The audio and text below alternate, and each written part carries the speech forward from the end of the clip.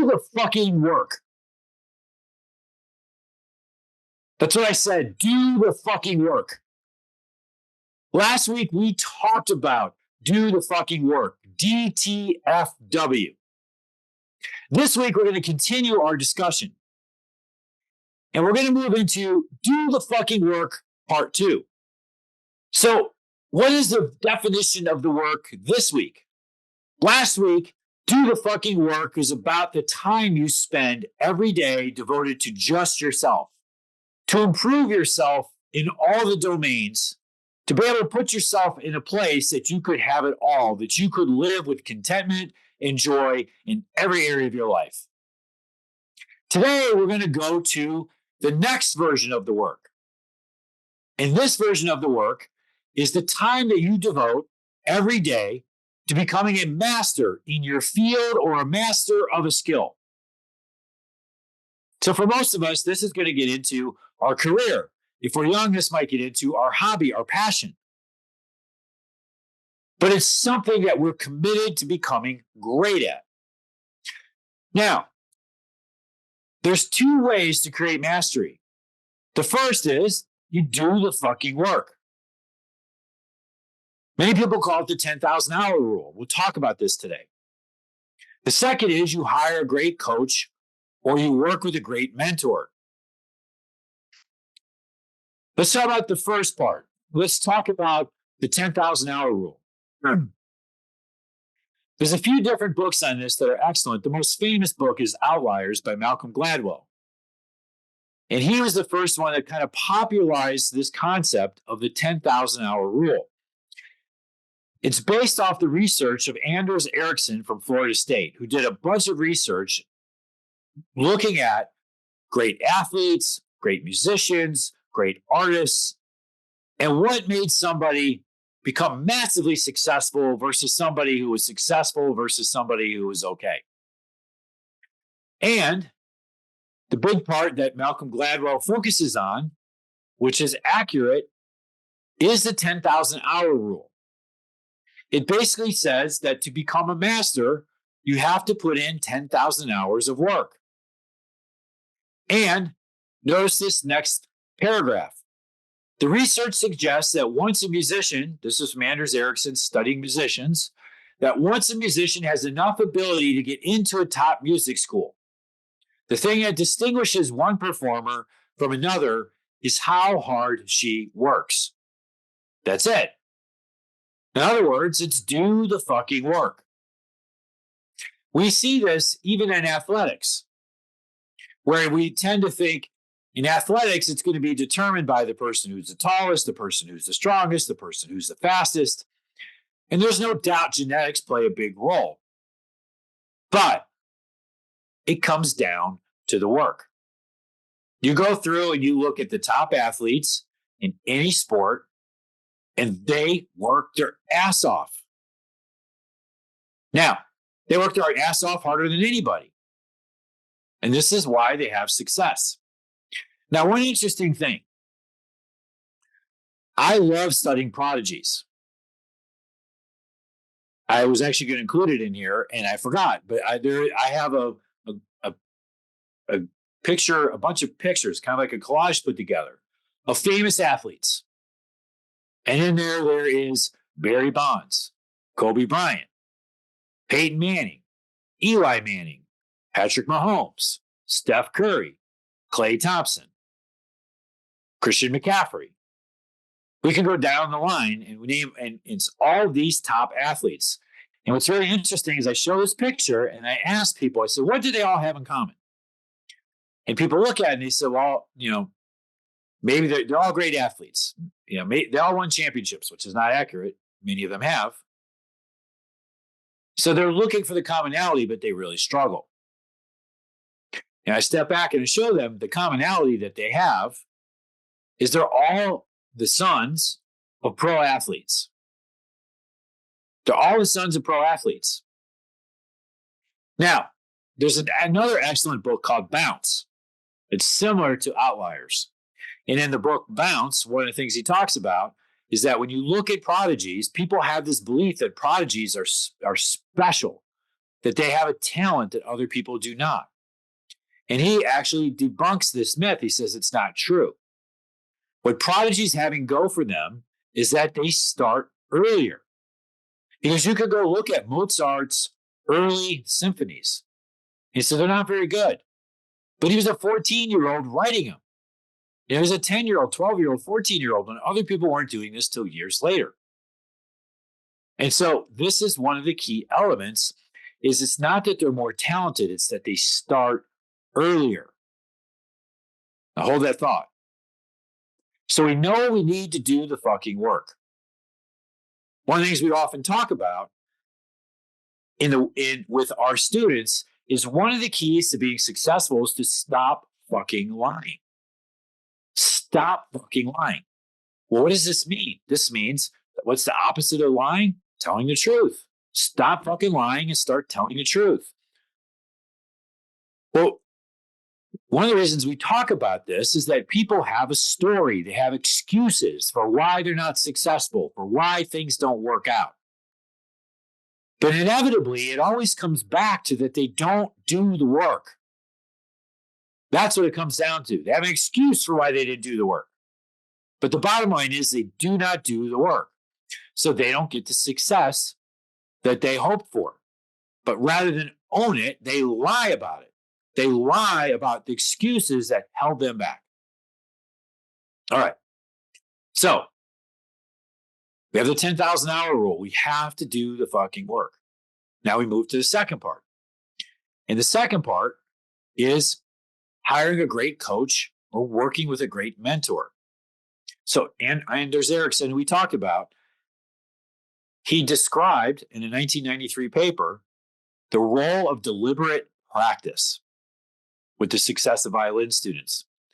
As Gladwell noted, they found it took a remarkable amount of time of such practice, 10 years worth or 10,000 hours to gain mastery. But what Gladwell left out was the role of deliberate practice, meaning the work under the guidance of a teacher. What worked best for that, said Ericsson, is for students to receive personal instruction with a teacher who could assess them individually and determine what would be the next step to actually develop and improve. Otherwise, students might stall out despite hours of practice. Said another way, Ericsson said that you could go put in 10,000 hours and it wouldn't actually guarantee you'd be a success. Because if you put in 10,000 substandard hours, 10,000 aimless hours, you're not going to get where you want to go. Now, let's talk about this for a few moments. So share some examples. I played basketball growing up, and I also play golf. And here's a good example. When you go see typical basketball players, when they practice, what do? They go to the court. They dribble around a little bit. They shoot. They might shoot some three-pointers. They might dribble in a little bit, shoot some jump shots off the dribble. They might go in and shoot a layup. And they'll spend an hour, 2 hours, 3 hours out on the court shooting and dribbling. Well, they're practicing, but they're not practicing deliberately. They're not walking out on the court with a specific objective to work out a specific skill. They're not walking out saying, today we're going to work on ball handling. And we're going to work with one ball and two balls. We're going to work stationary. We're going to work off the dribble. We're going to have somebody guard me. And everything we do today is derived about how I can be a better ball handler bringing the ball up the floor, or how I can be a better ball handler to get by my man and get to the rim. Deliberate practice working on one skill in related drills. Think about a golfer. A lot of golfers never go to the range, just like a lot of basketball players never go shoot around. So, first of all, just shooting around or going to the range makes you better than people that just play. But even then, if you look at people that go to the range, they get a bucket of balls and they go out and they might hit a couple 7-irons, and then they go to the driver and they hit the driver and then they go. Now think about it. They didn't practice putting. Maybe they go to putting green for a little bit. They didn't practice chipping. They didn't hit every club in their bag. They didn't hit their clubs from a sand trap or from a deep rough or from a terrible lie. They didn't hit all 5 irons that they're trying to fade into a green. They're just hitting balls with no rhyme or reason. They don't have deliberate practice. So you go through and you look at most golfers, you look at most basketball players, you look at most traders, they get to a level of skill and they stall. And why do they stall? Because their habits don't support them being any better. So this is where they could spend lots of time playing golf. I know people like my dad used to be this way. I know people that play golf every day. They play golf 5, 6, 7 days a week, sometimes multiple times in a day, 36 holes. And they don't get any better. Why? Because they never go to the range. And they don't go to the range of the plan. They don't address the holes in their game. They don't work on specific skills. So ironically, in trading, we need to do the same thing. This is why simulators are great. This is why back tests are great. Because we can identify a specific skill. We can focus on a specific setup, a specific pattern, a specific money management rule, a specific exit technique. And we can do it again and again and again and again. This is something I do a lot of. I'll say, okay, tonight, I'm just going to look at breakouts. And I'm going to only take breakouts, and I'm going to take them, and I'm going to use this specific pattern, this specific trade management technique. And this is all I'm going to do. And I'm going to change the time frame. I'm going to change the product. I'm going to change the asset class. And I'm going to go through one after the other, after the other, after the other. And then I'm going to record my results. I'm going to take time to actually record what I see. I'm going to take screenshots of the trades. I'm going to take them before, I'm going to take them after. If I have the simulator, I'm going to know what's coming before, and I'm going to look at it after. And I'm being very specific about the skill, about the pattern, about the area of my trading game that I am trying to address. Other traders just sit down in a chair and trade. It's like going to the golf course and just pulling out your bag and going to the first tee. You're only going to get to a certain level, and you're not going to be outstanding. Now, when we work with a teacher or we work with a mentor, we can buy our learning curves. So everybody wants to do things on the cheap. And the great thing is on the internet, there's all kinds of great information on the internet. And could you become a great trader based off of things on the internet? Yeah, you could. But it would take a long ass time. A lot of trial and error. A lot of having to read and read and read in different sources and have to sort through what's bullshit and what's good. And then you have to think about how you put all of this together. How do you put it all together into a plan that works for you? It's going to take a long ass time. One of the interesting things is people don't consider the value of their time. I remember my aunt. My dad used to make fun of my aunt because my aunt was very cheap. She would drive across town to save $10 on a purchase. Or she'd buy something, see it on sale somewhere else, she'd drive back to the store, return it, drive across town and buy the other thing on sale. And she'd save $10 or $15. And my dad would be like, what did that cost you in gas just to drive across town? And you spent 3 hours doing all this. So at your job, you make $25 an hour. You spent 3 hours doing this and you spent $20 in gas. You spent $75 of your time, $20 of your actual gas money. That's $95 that you put towards this to save $10. Fucking stupid.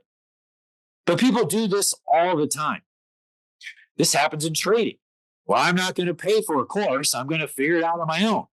Why would I pay $1,500 or $3,000 for a class? I can just do this on my own. Yes, you can. But how long is it going to take you? How much are you going to lose in your trades? How much opportunity costs are you going to waste now so that 3 years from now, 5 years from now, you can figure it out? You can engage with somebody who can put you in the right path and get you there quickly. That's why you do it. Now,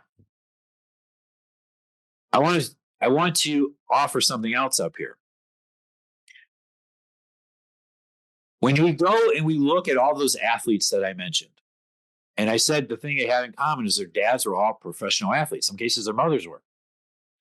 Victor Wembanyama, who's now the hot player, maybe potentially the rookie of the year, he's in a battle with Chet Holmgren, by the way, in the NBA.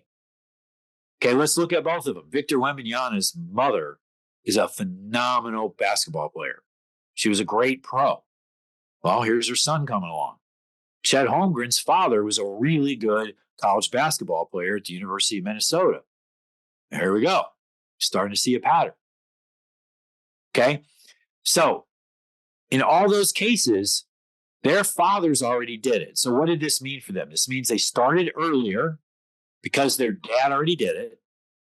They had a mentor, which was their father, and they had other mentors and other coaches because they were around some of the greatest coaches in the world on the teams that their fathers played on.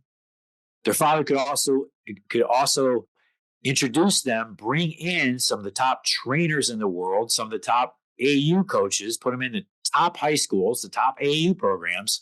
So they're surrounded by the best of the best. So they start earlier, they're surrounded by the best of the best. And of course, in a lot of cases, they also inherit the genetic ability of their parent. And all this comes together, and you see how great they are. Now, let's bring this into some other stories. I saw a friend of mine in Miami this week, and his story is a great story. So him and his brother, they went to South Beach in spring break in the 80s, and they went to this hotel called the Clevelander, and they saw this place, and they saw like, this is a potential gold mine. They're in college on spring break. They went back to their parents. They told their parents, we want to buy this hotel. Their parents worked out to give them a loan for $175,000, and they bought the Clevelander Hotel and Bar. They then sold this in the late 2000s for $85 million. They paid $175,000 for it. They made money all those years owning it, and they sold it for $85 million. Okay, it's an unbelievable story. But what's funny is when you dig deeper, guess what? Their father was a bar owner. He owned a bar the whole time they were growing up. And when they were in high school, he bought a hotel in Jamaica, and the family moved to Jamaica from Chicago. They moved to Jamaica, and they ran this hotel, and they had a bar and so forth. So when it's not just this craziness of college kids buying a bar hotel. These college kids had grown up in a bar. They'd grown up in a hotel. They grew up with a father that this is what they did. They were prodigies. It's no wonder they succeeded. The most successful student that I've ever trained personally, his dad was a trader at the Chicago Board of Trade. He started working at the exchange at 14. He went to college. He sought me out and basically hired himself. He sent me a letter, said, I've watched you trade for years. I really admire you. I would do anything to work for you. I will work for free, and I'll be there on Tuesday to start. And I was like, what? Who's this dude thinking he's hiring himself? But I hired him, and then I trained him. And so he learned from his father. He learned from me. And then he worked really hard, and he blew up. And he's probably the top natural gas trader in the United States. Incredibly successful. Everything that people dream about, he has. Multiple houses, big ass houses, car collection, private jet. Does whatever he wants. Okay, he's had incredible success. But I was talking to him recently. 2023, he said his typical day, he got up at 4 a.m. and went right to the trading desk, and he traded till 4 p.m. It's 12 hours a day. Now, he's not trading all those times, but he's around. He's on the desk. He's available. It's for 12 hours. Okay, I asked him, I said, how many days off did you take last year? He said 2. He got married last year. He went on a honeymoon, and he only took a long weekend. He took 2 days off.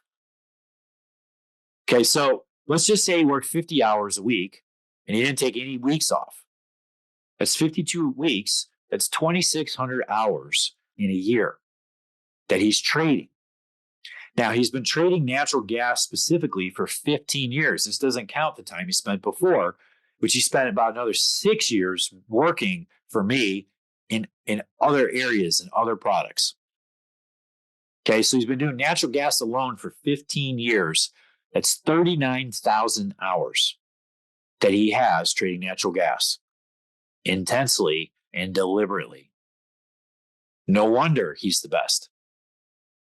No wonder he's the best. In my own story, I started at 14. My dad included me. My dad was learning how to trade. He included me. I started working at the Chicago Board of Trade at 17, and I started working for one of the top traders at the exchange at 18. I got to watch him and all the other guys around and how they traded when I was 18. So, and then I went to DePaul full time at night and ended up getting a finance degree. And then I went to IIT and I took technical analysis classes in between when I worked and when I had night class. And I read every book I could. And I poured myself completely into it. And I've done that since. So I'm sharing this with you because a lot of people, here's one of the problems with trading.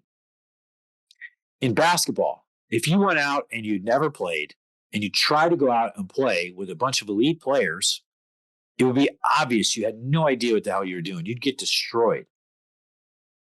If I walked you in to surgery and said, we're going to do open heart surgery today, go for it, it'd be obvious you didn't know what the hell you were doing. Any other field, it's obvious that you either have mastery or you don't. Trading is different. This is important. Trading is different because trading is one of the very few things in life that you can do that you can sit down at an interactive broker's screen or whatever broker you use. You could sit down next to me or next to Paul Tudor Jones or next to whoever you want to pick, the best traders in the world.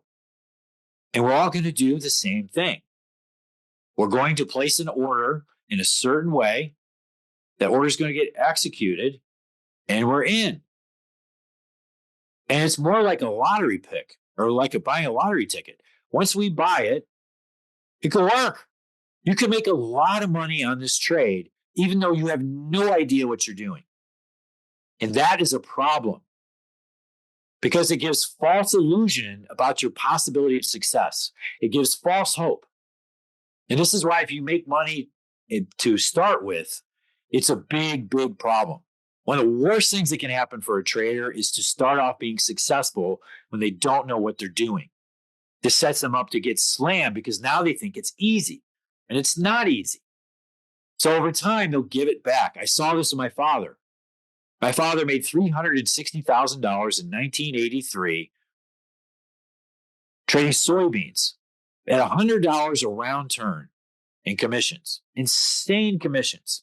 He did this part-time. He made more money that year than he ever made in a very successful aviation business. And in his mind, that was it. That was what was going to take him to multi-millions. But it was a trap. And so he went from being a multi-millionaire to being broke in 4 years. Less than 4 years. Because he didn't know what he was doing. Okay, so it gives you this false hope because you can come in and act like you know what you're doing when you don't. And you can have a shot. But over time, you're going to get killed. Just like walking into Vegas and betting it all in black. You could bet it all in black and you might win. But if you win and you keep betting, you could get ground down by the house. So, okay. This message could sound quite discouraging. I get this. So let's pull back and talk about what we can do. How can you be successful? Well, we know that you can accelerate your learning curves by hiring a great mentor or hiring a great coach. You're going to have to do the work one way or the other. If anybody's telling you otherwise, they're lying to you. You're going to have to do the work. But what we do that really helps is we set up support services. So we have classes where we teach you, and then we have support services. We have a like a spreadsheet that comes out every day that shows the trading candidates. In our advisory service, you can see these trades that you've learned in class, and you can see the signals come through, and you can see what we say about them. And then you can do those trades with us. And then by trading these trades with us, you can see them work or not work, and you can hear us talk about why they worked or why they didn't work. And this whole process gets you in the ballgame. Essentially, what you're doing is you're leaning on our work. You're leaning on our experience. In a combination of you doing your version, your end of the work, and working with us will accelerate it for you so you can be successful quickly. And then you can keep learning as you have success. So, bottom line is, whatever it is you want in life, you got to do the fucking work. That's it. There's no other way around it.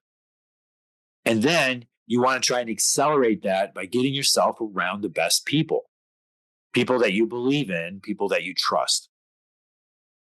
So, every Tuesday, I come to you with a message like this where I'm helping you learn how to take your trading to the elite level. And today, it's pretty simple. Get a great coach and do the fucking work.